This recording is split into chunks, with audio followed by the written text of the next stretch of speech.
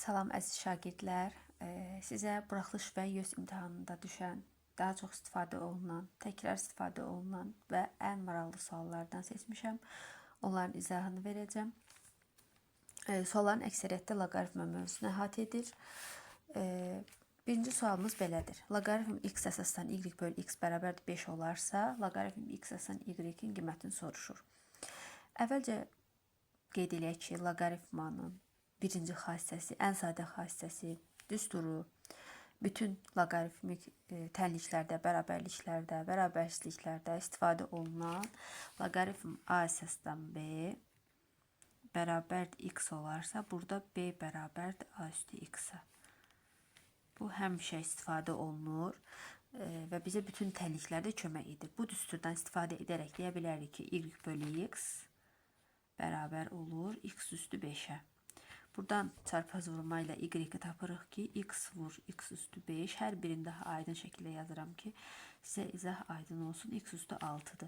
Y-in qiymətini tapdığımıza görə gətirib bu ifadədə y-in qiymətini yazırıq yerinə. Loqaritm x əsasdan y-in yerinə x üstü 6, cavab olur 6. Buraxılış imtahanında istifadə olunmuş bir sual tipidir. Növbəti sual da loqaritmadır. Bu sualda da həmin verdiyimiz düsturdan istifadə edirik.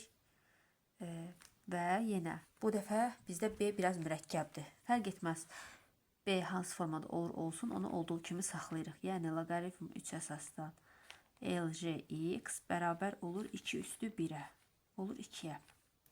Yəni keçirik növbəti mərhələyə. Burada da yenə həmin düsturu tətbiq edərək bizdə B LJX formasındadır. Yenə LJX olduğu kimi saxlayırıq.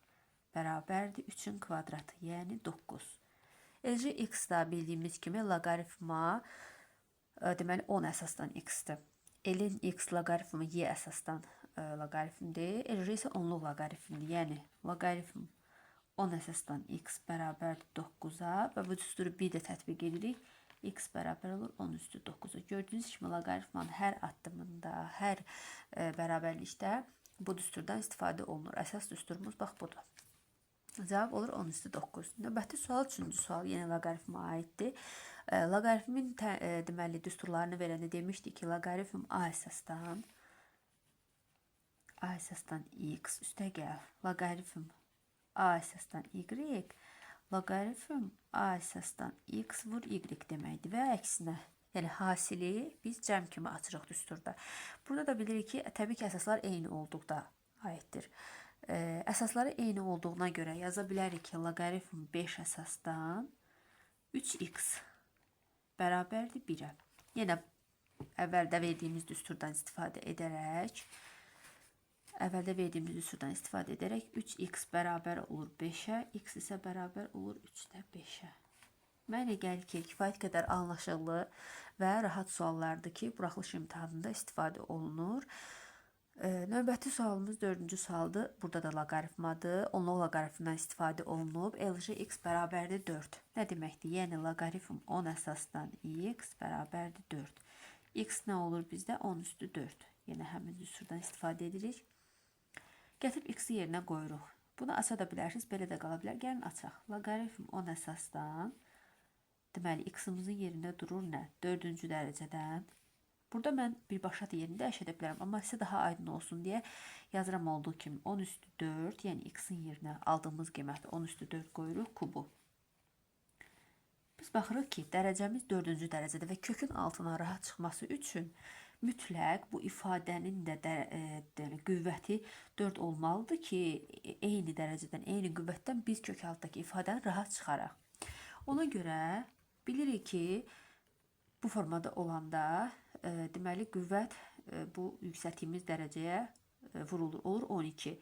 12-ni də kubu üstü 4 yazmaq olar. Əsli bu halda düzdür. Sadəcə olaraq bizdə belə kökdən çıxarma olmayacaq. Ona görə də yerlərini dəyişirik, belə deyək də.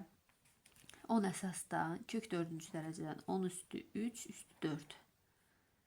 Eyni şey eləyir 12, 12. Sadəcə görürsünüz dərəcələrini eyniləşdirdik. Və buradan alınır ki, deməli loqaritm 10 əsasdan onun kubu. Bu da bizə aydındır ki, verir 3. Kifayət qədər rahat və yaxşı sual idi. Növbəti sualımız yenə loqaritmadır. Burada da birinci düsturdan istifadə edərək yaza bilərik ki, bizdə B nədir? Daha doğrusu belə eləyək. 2-ni əvvəlcə o tərəfə keçirək. Yazırıq loqaritmı x əsasdan 2x üstəgəl 15 bərabərdir 2-yə. Çox rahat bir tənli idi. 2-yə. Bizdə B nədir? 2x üstə 15. B dediyim, yəni düsturda istifadə elədiyimiz loqaritm A əsasdan B-dəki B-ni nəzərdə tuturam. Yəni loqaritm 6 ifadə 2x üstəgəl 15-dir. Bərabər olur x-in kvadratına. Və buradan da gördüyünüz kimi kvadrat tənliyi alınır. Çox sadə bir kvadrat tənlikdir. Keçirək bu tərəfə. X kvadratı çıx 2x çıx 15 bərabərdir 0. Diskriminantı tapa bilərik, həll edə bilərik. X1-2 bərabərdir 1 plus minus yarı düsturundan istifadə edirik. 1 plus 15. Bu da olur 1 plus minus 4. Kök 16-dan 4 çıxır. Aydındır ki, mənfi deməli halı götürmürük. Niyə? Çünki loqaritm 6 ifadə heç vaxt mənfi olmaz. Bu bir qanundur, qaydadır, teoremdir. Loqaritm 6 ifadə heç vaxt mənfi olmaz. Müsbət halını götürürük. 1 üstəgəl 4 cavab olur 5. Yəni x-in cavabı. Tənliyimizin həlli 5-dir. Növbəti sual. Gördüyünüz kimi hamısı eyni əsasdan verilmiş loqaritmlərdir və ortada çıxma əməli var. Çıxma əməli bölmə deməkdir. Toplama əməli isə vurma ilə ifadə olunur. Yəni nə demək istəyirəm sizə? Loqaritm A əsasdan x çıx loqaritm A əsasdan y. Loqaritm A əsasdan x böl y deməkdir. Hansı ki x, y toplama kimi, x böl y isə deməli bölmə kimi, çıxma kimi açırıq. İndi buradan istifadə edib sizə yazıram. Loqaritm 3 əsasdan x-i olduğu kimi saxlayırıq. Bərabərdir. Loqaritm 3 əsasdan 45 böl 9. Hamısını bir-bir qeyd edirəm, sizə daha aydın olsun. Loqaritm 3 əsasdan x bərabərdir. Loqaritm 3 əsasdan 5. Və əsaslar bərabərdirsə, o deməkdir ki, loqaritm 6 ifadələr də bərabərdir. Yəni x bərabərdir 5. Növbəti belə bir sualımız var. Bu da çox maraqlı sualdır və YÖS imtahanında istifadə olunub və yenə də istifadə olunacaq bir sualdır. Deyək ki, loqaritm A əsasdan B2, B əsasdan C3, Y əsasdan D isə 4-dür.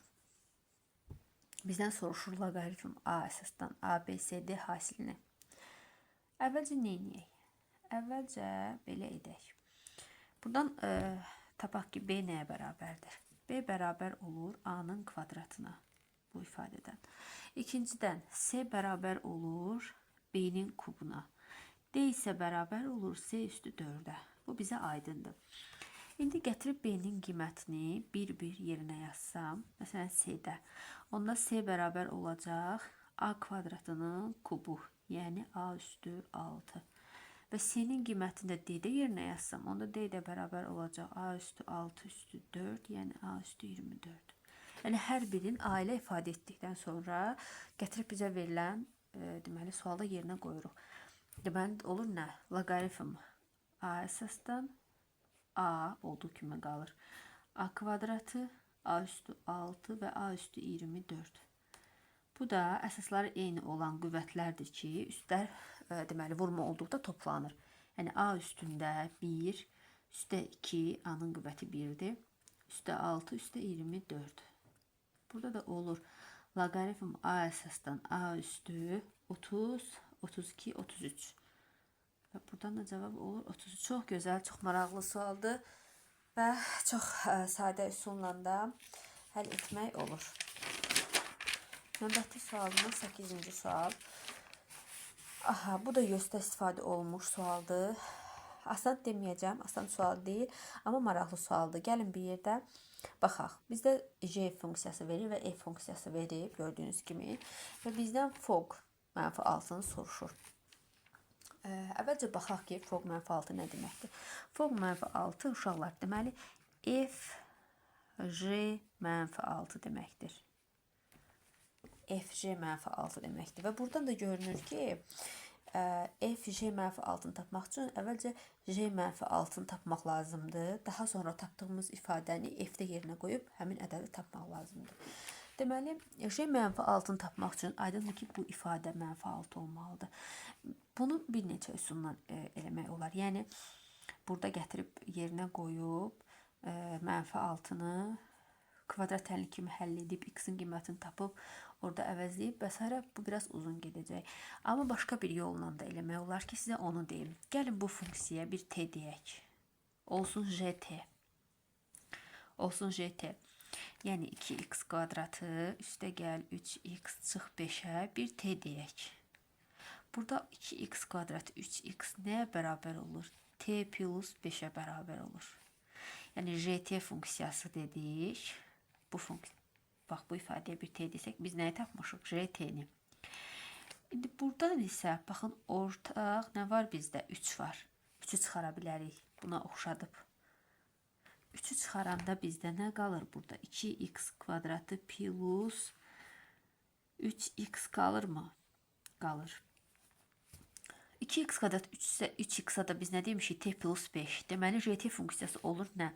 3 vurulsun t plus 5. Biz daha sadə formaya gətirməyə çalışırıq. Plus 5. Bunu da açanda 3t üstə gəl 15 üstə gəl 5. Deməli, gt funksiyası 3t üstə gəl 20-dir. Biz də nəyi tapmalıyıq? J -6-nı. Görürsünüz, burada yerinə qoymaq daha sadədir. Demək ki, J -6 bərabərdir. 3 vurulsun -6 üstə gəl 20. Cavab da olur 20 çıx 18, 2. Deməli, J -6 2-dir. Aydın olur ki, biz f2 funksiyasını tapmalıyıq. Yəni, J -6-nı yerinə gətirib 2 yazanda f2-ni tapmalıyıq. İndi keçək f funksiyasına. f2-ni tapmaq üçün, yəni bu ifadə 2 olmalıdır. Bunu da yuxarıdakı kimi A, B, C, T istənilən bir deməli, işarə edib həll edə bilərik. Amma biz baxırıq ki, burada həmin bunun tərsi verilib. Tərsi verilib. Ona görə də f2-ni tapanda bərabərdir. 2 vurulsun. Bu da tərsinəsi olacaq. Yəni f2-ni tapanda bu f2-dirsə, bunun yerində 2-dirsə, bu onda 2-də 1 olacaq. Çünki bunun tərsidir. Yəni 2 vur 2-də 1, çıx 3. Məncə aydın oldu. Bu f2-ni tapmaq üçün bu ifadəyə 2 deməliyik. O ifadə 2-dirsə, bu da bunun tərsi olduğuna görə 2-də 1-dir. Yerinə qoyub hesablayanda olur -2. 1 çıx 3 -2. Belə. Növbəti sual, 9-cu sual.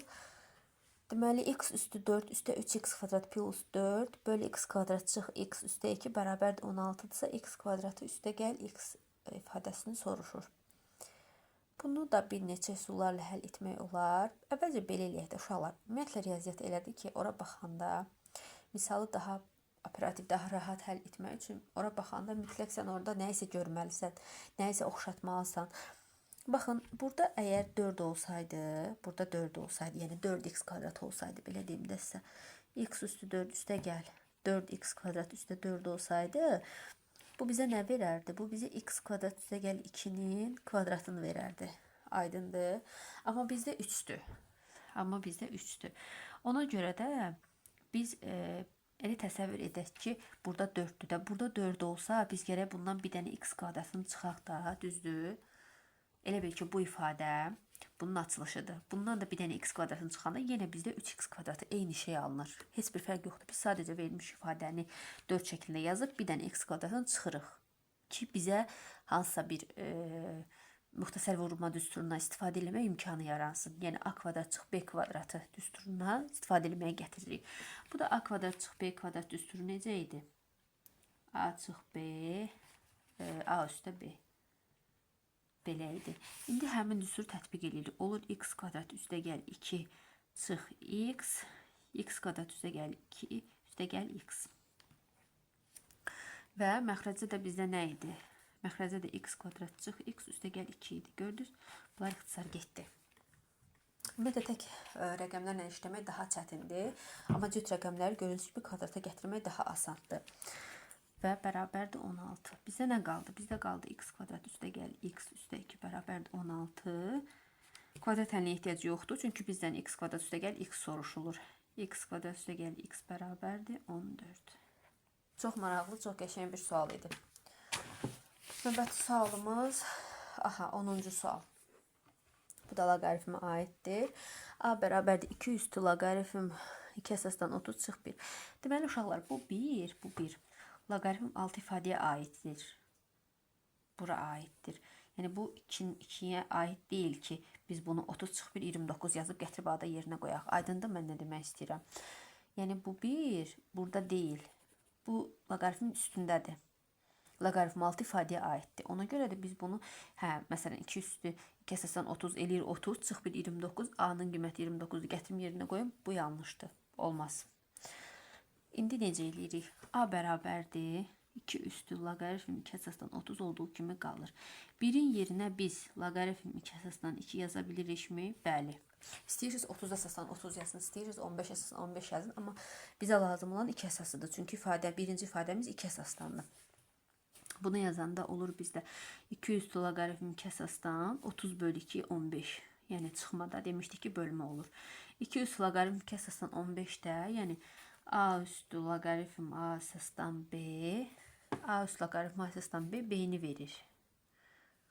B-ni verir. Ona görə də 2 üstü loqaritm 2 əsasdan 15 bizə elə 15-i verir. A 15-dir. A 15-dirsə A-nı yerinə əvəz edirik. 15 üstə gəl 2 böl 5, yəni 17 böl 5. Bu da bizə verilən ifadənin cavabı. Növbəti sual. Bu sual buraxılış imtahanında istifadə olunub. Əslində bizdən soruşulan ifadə biraz gözə uzun dəyir.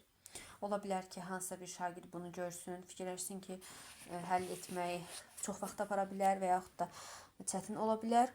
Amma belə ilk baxışdan oxşarlıq görürsünüz. X, Y, X, Z, Y, Z, Y kvadratı. Görürsünüz ki, bunun açılışındakı tamına həmin oxşarlıqdır. Ona görə bu iki tənliyi bir-birinə vururuq hasil şəklində. Deməli, X üstə gəl Y, mötərizləri bir-birinə vururuq. Bərabərdir 4 vur 3. Əslində belə baxanda biz bunu şifahi də həll edə bilərik. Sadəcə olaraq, yəni yerinə rəqəm qoymaqla da 4 amma hasillə də həll edə bilərik. İndi yerinə rəqəm qoymağı daha fikirləşib düşünmək biraz kiməsə çətin gəlirsə, ən sadə formada hasil şəklində bir-birinə vurub mötərizəni açmaqdır. Yəni x, y çıx x, z üstə gəl y kvadratı çıx y, z bərabərdir 12. Görürsünüz, həmin ifadə alındı. Müsbət x, y, mənfi x, z, mənfi y, z, müsbət y kvadratı. Deməli, cavab bizdə 12-dir. Növbəti loqaritma sualımız. Burada gördüyünüz kimi artıq əsaslar fərqlidir. Əsaslar biri 3, digəri isə 5 əsasdır. Amma loqaritm altı ifadələr eynidir. Biz bilirik ki, deməli, loqaritm A əsasdan B bərabərdir 1 bölü loqaritm B əsasdan A. Yəni, əsasla loqaritm altı ifadənin yerini dəyişmək olar tərs şəklində. Biri digərini tərsi şəklində dəyişmək olar. İndi biz 2-ni qarşıya çıxartsaq, bu nə deməkdir? Bu 1 bölü loqaritm 3 əsasdan 45 deməkdir. Üstə gəl 1 bölü loqaritm 5 əsasdan 45. Bu dediyim düsturdan istifadə edərək yazırıq 2 vurulsun loqaritm 45 əsasdan 3. Tərsinə olanda əsasla qüvvətin, daha doğrusu loqaritm altı ifadənin yeri dəyişir və kəsirdən azad olur. Üstə gəl loqaritm 45 əsasdan 5 bərabərdir. Bunu isə əziz şagirdlər, 2-ni saxlayıb 3-ü 5-ə vurum 15 olmaz. Bu üsul tamamilə səhvdir. Əvvəlcə bu 2-ni 3-ün qüvvəti şəklinə çıxartmaq lazımdır. Çünki bu 2 bunun əmsalıdır. Əmsalı qoyub siz əsaslar eynidir. Üstə burada toplamadır. 3-ü vurum 5-ə 15 olmaz. Əvvəlcə əmsaldan azad olmaq lazımdır. Əmsalı qüvvət şəklinə vermək lazımdır. 3-ün kvadratı. Üstə gəl loqaritm 45 əsasdan 5 bərabərdir. Olur loqaritm deməli 45 əsasdan 9. Üstə gəl loqaritm 45 əsasdan 5. İndi dediyimiz düsturu istifadə etmək olar. Çünki heç bir əmsal yoxdur və yaxud da ikisinin əmsalı 1-dir. Əgər burada da 2 olsaydı, siz deyən kimi 2-ni mötərizə xaricinə çıxarıb, əgər burada bir 2 olsaydı, 2-ni mötərizə xaricinə çıxarıb, 3 vur 5 15 deyib həll etmək olardı. Amma əgər birində var, digərində yoxdursa, onu bir-birinə vurmaq olmaz. Amma indi ikisinin də əmsalı 1 olduğuna görə loqaritm 45 əsasdan 45, bu da bizə verir 1. Belə. Sual 13. Sual 13 də sadə bir sualdır. Deməli, buraxılış imtahanında istifadə olunmuş bir sualdır. 1 çıxılsın A bölü B A-dır, 1 çıxılsın B bölü A isə 5-dir. Aşağıda rəqəm gördüyümüzə görə əvvəlcə buradan istifadə edirik. Deməli, 1 çıxılsın B bölü A bərabərdir bizdə 5-ə. Deməli, B bölü A bərabər olur 1 çıx 5, yəni mənfi 4-ə. Bizdə burada A bölü B var. Deməli, A bölü B isə bərabər olur mənfi 4-də 1-ə. Və A bölü B-nin qiymətini gətirib yerinə yazırıq. Və bu da A-dır. Bizdən də elə A-nı soruşulur. A bərabərdir 1 çıx A bölü B-dir. Bərabərdir 1. A bölü B-nin qiyməti mənfi 4-də 1. Mənfi dəyər müsbət olur. İstəyirsə yazaq minus mənfi 4-də 1. O da bərabərdir. 1 üstə gəl 4-də 1. Cavab olur 4-də 5. Növbəti belə bir üçbucaq məsələmiz var. Bu da rahat bir sualdır. Düzbucaqlı üçbucaq verilib bizə ABC üçbucağı. Deməli, AB perpendikulyardır BC-yə, yəni bu düzbucaqdır. 7 isə perpendikulyardır AC-yə, yəni bura 90 dərəcədir. Bu üçbucaqda düzbucaqlıdır və bu hissəni, yəni 7-ni bizə x verib, elə bizdən də x-i, yəni 7-ni soruşur. Deməli, uşaqlar, belə baxırıq ki, biz bu formada, yəni Pifaqor teoremini tətbiq etsək belə, biz nə bu tərəfi bilmirik, nə bu tərəfi bilmirik. Burada tətbiq etsək də yenə də digər tərəflər məlum deyil. Ona görə ən yaxşısı gəlin belə edək. Buradan bura bir dənə belə bir xətt birləşdirək. Belə bir xətt birləşdirək.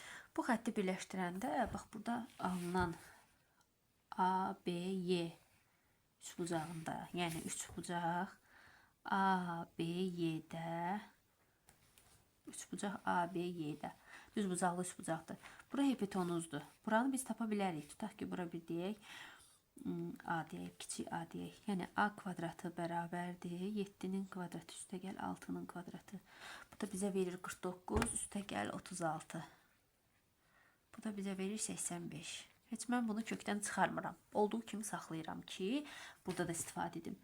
Baxın, burada isə, burada da bir yazıram sizin üçün. Üçbucaq AYD-də, yəni bax, bu alınan yeni üçbucaqda deməli hipotenuz və katetləri var. X kvadratı üstə gəl 9-un kvadratı bərabərdir A-nın kvadratı olmalıdır.